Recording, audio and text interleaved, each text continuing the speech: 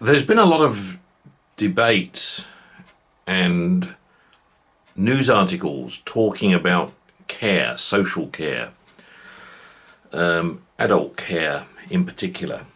That has it's been on the go for many years. As we become an aging population, and we are getting older and older, the population these days. More and more of us require that special care. Plus the knowledge and development of the various long-term diseases, like the various types of dementia, which is out there and growing, not just in our country, throughout the world. It's become more and more apparent that care in later life is very important. The government have got a view on how they feel they need to handle social care at the moment, and it's not a clear policy at all. Private enterprise has been, yes, building care homes, closing care homes, building more care homes, and doing a very mediocre job when it comes to actually looking after people. The same can be said for many companies who provide care in the home. Care in the home is another way of saying, well, you don't have to spend all that money going to a home or an old age home or a special home out here in this part of the country. We'll rather send carers into your home, and they'll look after you and take care of your needs, and you won't have to worry about anything. But they also charge a lot of money for doing that as well. And it's really that which I want to talk about more than anything else. Care for the home, provided in the home, should I say, is something that quite a few companies now are focusing on. They make the point, good point, I guess, that people want to remain in an environment that they've known for a lot of their lives. Things around them, etc. So it's keeping people who require care safe in their own environments, where they still have all those familiar things around them, and people can come and go as well easily, and it's less, shall we say, stressful for them in particular. The costs can be quite significant even to do it this way, and the people that are put in to provide care are usually going in at the minimum wage rate. They're not highly paid individuals. They're people that are earning sort of £8, £9 an hour, and are being given a schedule of when to cover. In some cases, in fact, not even some cases, in most cases, these carers are looking after more than one individual, because the company they're working for will have quite a few clients on their books, and they have to schedule cover for all of those clients throughout the day and night. So the carers tend to be then looking after this person one day, looking after this person the next day, looking after this person one afternoon, and looking after this person in the morning, and so on. So there's a lot of work being stretched by carers, and in many cases, carers have got they're run to a point where they just can't work any more hours, because they just become exhausted, quite honestly. There aren't enough carers. There aren't enough good carers.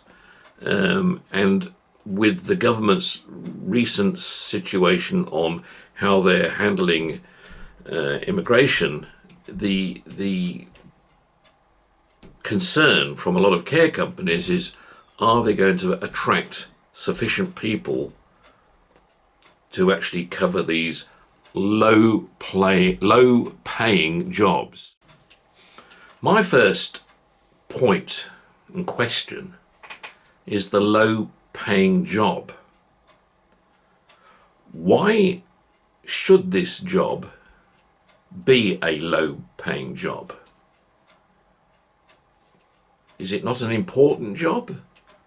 Looking after someone to ensure they have a good quality of life? Taking care of someone to ensure they don't get into trouble, hurt themselves, damage themselves, maim themselves, kill themselves if they're out in the road and things are going on.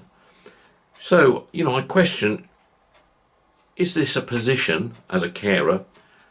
Is it a low-paying job? Should it be a low-paying job? When I look at the fees being charged by care companies, you're talking fairly hefty sums per hour. And they'll argue and say, yes, but we've got to consider training, we've got to consider insurance, we've got to consider all the management processes that have to go into to ensure we have carers at your door. We have to consider payroll, administration, and so on and so on and so on. It can go on. So therefore, although there's an exorbitant fee being paid to the people that are paying for the care, that are receiving the care, the actual person that matters, the person that matters the most as far as providing that care, is at the bottom end of that cost base. So they're coming in at minimum wage.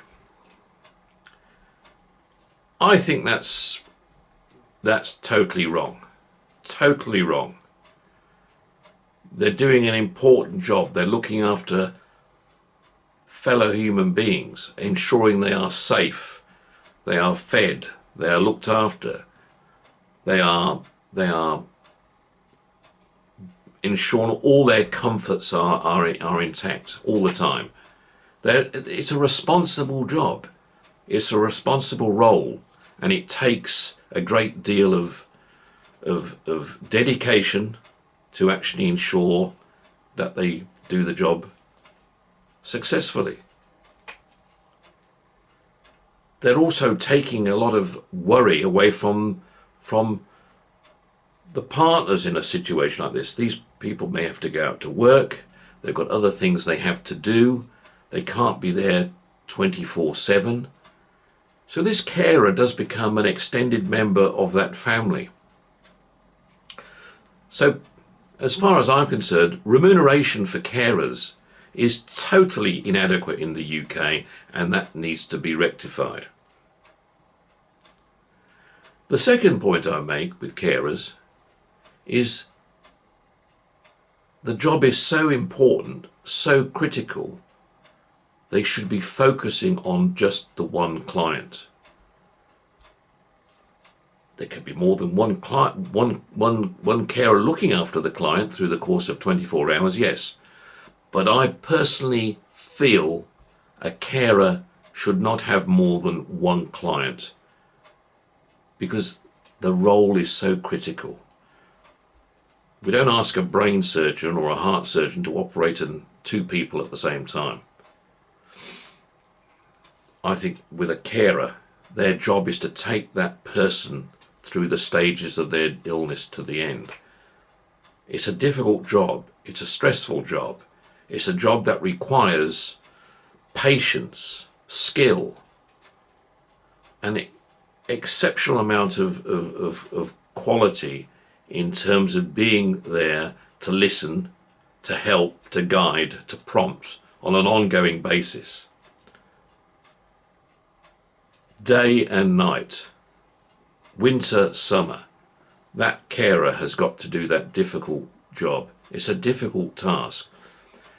And it's more than just a job. If it becomes a job and only a job, then the person receiving the care is not going to get adequate care. The minute you take a carer and you ask them to look after 2 clients or 3 clients or 4 clients, you then have a situation where it's not going to work. You're going to get a situation where the carer will lose a certain amount of that dedication through tiredness, through stress, through many things. It's like when we get exhausted when we're looking after our children in our home, in our home at home, and they're constantly, as through growing up, as you know, they're constantly demanding things or wanting things. Eventually, one can get tired and one can switch off. The same can happen with a carer if they're given far too much to do. And that's why caring is so critical in this process. So apart from pay being a significant factor with carers, it needs to be more. Time spent with their client has got to be also planned well, where they only have the one client. They become an extended part of the family. They're not running to other clients where they're having to change and shift and do things. And apart from anything else, there could be illnesses that could be coming into that situation as well. The contamination processes can suddenly become a problem. So I firmly believe that a carer in a high quality situation should only have one client at a time to look after in a duration. Carers are dedicated. Carers have got to be dedicated, not to their salary, but to the work they do. How many carers have you come across or read about that aren't that? They are just quite the opposite in every possible way. Yes, they know how to make a cup of tea. Yes, they know how to boil an egg. Yes, they know how to make beans on toast or shepherd's pie, whatever the case is.